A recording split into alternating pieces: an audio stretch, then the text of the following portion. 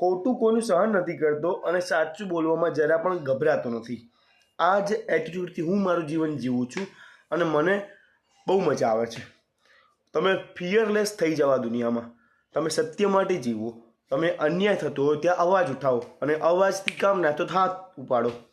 બાકી જે લોકો કહે છે ને કે કાનૂન હાથમાં ના લેવાય, મારું એવું માનવું છે કે જો કાનૂન કરી શકતો હોય તો અમારે લેવાની બિલકુલ જરૂર જ નથી.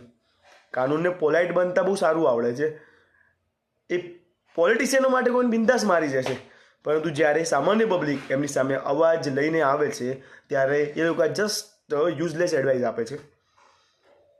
આ તું ક્યાંથી કહે છે? મારો બહુ મોટો અનુભવ છે અને એટલા માટે હું ક્યારેય પણ કોઈની હેલ્પ લેતો જ નથી. મને ખબર છે આ કામ મારે કરવાનું છે.